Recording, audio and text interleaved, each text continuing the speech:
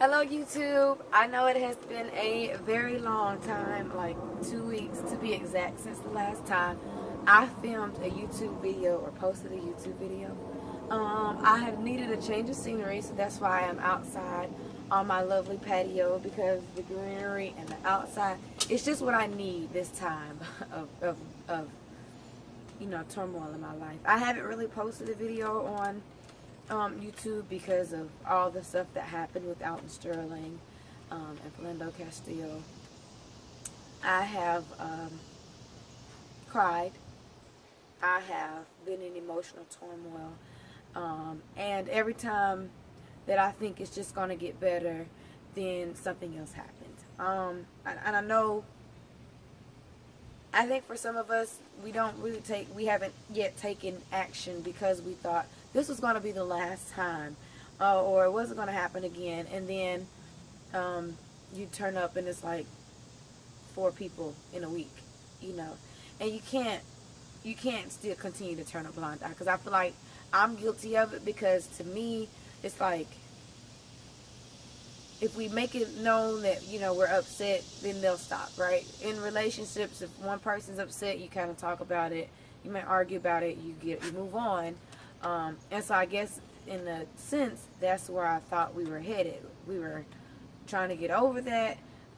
It was going to get better, and then it didn't. So it's just been very hard for me, because I want to dedicate my life to empowering Black people.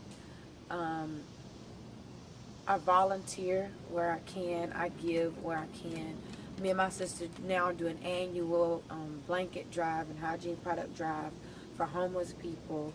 I am including a back to school drive, which will probably start sometime soon, which I haven't even got the basics down yet. But it'll start sometime soon, where we want to provide backpacks and paper and pencils, and whatever is needed to people that can't really afford that themselves.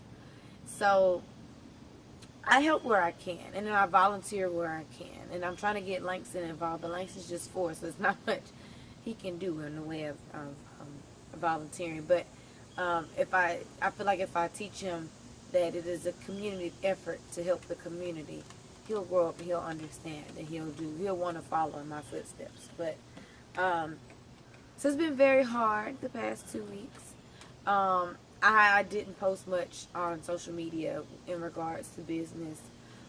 It has all been about Black power or Black empowerment, because I feel like, even though I'm a black owned business, we have to figure out a way to help the whole community. I do my little small stuff here and there, educate and motivate where I can, but I want to make sure, and I want to be able to get the word out about what is out there for us. If you want to join the movement, if you want to help, you don't have to be Black. I know there are white people, and you even got people that are overseas that know what's going on here, and they're standing up for what is going wrong here. I can't necessarily say that. I think for the most part we are anti-police brutality. I think a lot of people are getting that misconstrued with thinking that we want to just have a bunch of violence. That's not it. Now you are going to have some people out there that are they're going to want to riot. They're going to want to do what they know how to do, because that is some people's mentality, and you can't blame them for having a rioting mentality. Not everybody believes that peace is the way to make it better.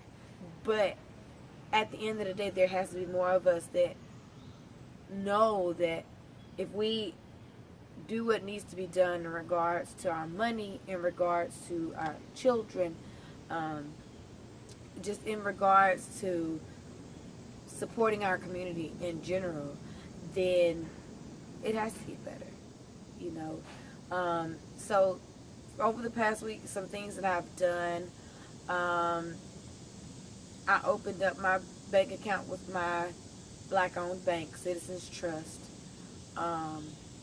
I will be removing I will be taking the money out altogether out of any big bank, and putting it in Citizens Trust, because I believe in our movement, and I believe that my small donation or my small contribution can make a big difference.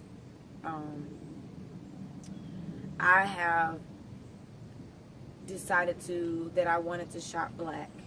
I did decide to participate in any boycotts that are being sent to me. I'm participating in those. It's just the small stuff, because I can't knock people that want to go out and protest, but what I can say is protests only do a small amount of change, and then it kind of goes back. You know, we can go out there and we can protest and we can march, but because that's such a temporary thing, the result is temporary as well. You know, you protest for a week, they're going to want to see a change for that week, but then it's going to die down, and then it's just going to be over. Boycotting and changing lifestyle habits, such as buying black, and figuring out how we can help the Pookie and Ray Rays, which is what was on the radio, how to help those individuals not become a statistic, because it does take a village to raise a child. And so one of the things that I've talked about with my friends is in regards to even our young teens.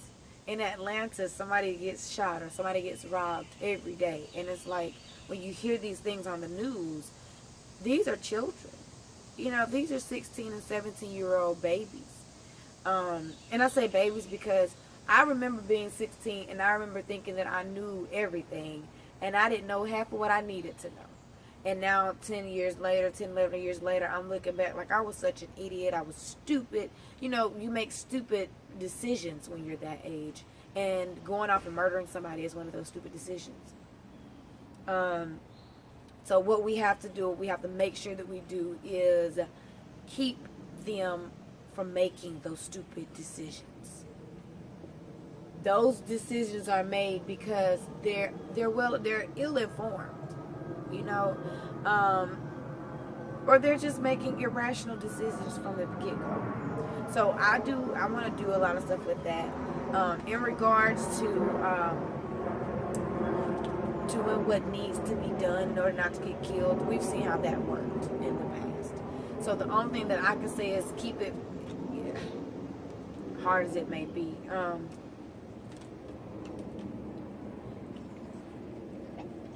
Stay off of the radar, because I feel like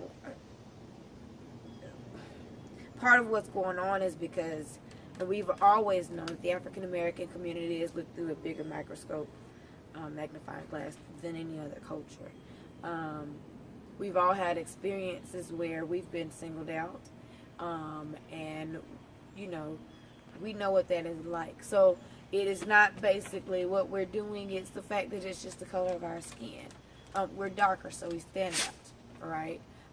On top of that, we're darker, and historically, we've not been treated with the best in regards to humanity.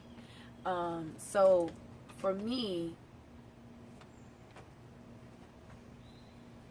my puppy, for me, it is just, I know. This is Otto. Yeah. Can mommy make a video? Can you get down so I can make a video? I know. I got you. Anyway, sorry about that. For me, it is, I would love for us to just stay off of the radar. Because even when you get pulled over, even when it seems that you're doing everything right, it seems that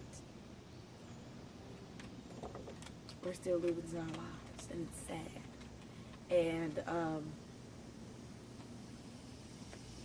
just, it brings me to tears to think about the fact that I have a son. He's 4, and I don't want there to be an issue in another 10 years and he can't play on the playground, or he can't walk to the store, or when he learns to drive, he can't drive down the street. Even as an African American woman now, I fear getting pulled over because I fear that I'm going to be next. And so when I hear people say all lives matter and stuff like that, it's like, but do you fear getting in a car and driving down the street to the grocery store? Do you fear that you're going to get pulled over and you might get shot, or you might get taken to jail and you might die? So if you don't have that irrational fear, which is a very real fear to people of color, then you wouldn't know what all lives matter mean, because you don't have to worry about it.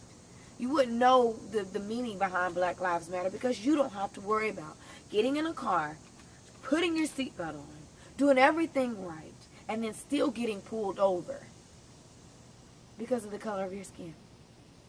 You wouldn't know what driving while black even means. You wouldn't know the struggle of fearing for your 4-year-old for a struggle he doesn't even know yet. For my older parents, you wouldn't know what it's like to fear your 16-year-old getting in the car and having a fear of them never coming back. So when I hear people chant all lives matter and all this other stuff, it's like, but you don't have that fear. It is not your fear. So why would you care? Right? You don't care. Because it's not your fear. It's not something that you wake up every day and worry about. It is not an issue for you to get in your car and drive 5 minutes down the street and then be able to make it back to your house. You wouldn't know what that life is like. So, there is division. And I think there is division because now, as people are saying, we are awake. I don't think that we are awake now. I just think we're tired. I think we've been awake. There are a lot of us that are coming out and we're doing everything that we know how to do and doing everything that we can. And now we're tired. And I'm tired. I can't stress how important Black empowerment is to me, women empowerment is to me. I didn't want to make the video too long. I did want to say that if any of you want to be in the movement, there are links in the description box in regards to Black-owned banks, Black-owned beauty supply stores, Black-owned whatever that we could find in regards to Black-owned businesses. I do not condone violence, but I will say that if you back a rat in the corner, the rat will bite you. So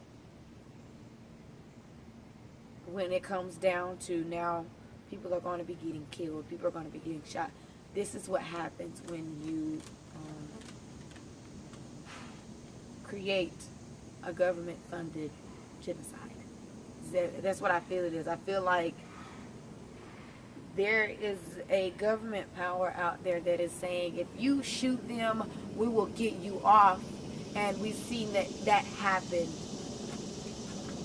almost 100%. The number is pretty high. Hey, no. So, but yeah, so anything Black-owned is in the description box. Today I opened my Citizens Trust banking account. I put my $100 in there.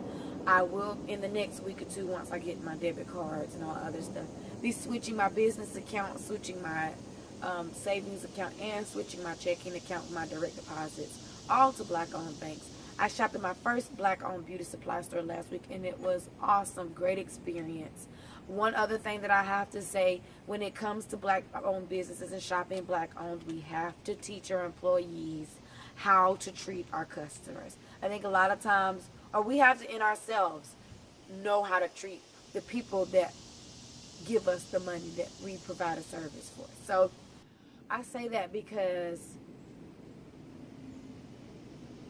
by not responding or by treating our customers like we don't owe them anything, they owe us all their money, you kind of cut yourself off. You kind of put yourself at a disadvantage, and you kind of become stereotypical black people that can't do anything. We don't know how to do anything because we're too busy acting black. It's like, I don't want that stereotype. I want us to be able to grow business. I want us to be able to have business. I want us to be able to empower communities, because you'll have a wonderful, wonderful week. I do plan on launching probably another video this week, just getting back on track. I don't want this to be a sad video. I want this to be an empowerment video. So if any of you have questions or comments, or you know, anything you need or want, you let me know in the description, in the comments. Anything that you want to see in regards to fashion, even if it's not in regards to fashion, let me know. And I hope you guys have a wonderful, wonderful week. Stay safe and be productive.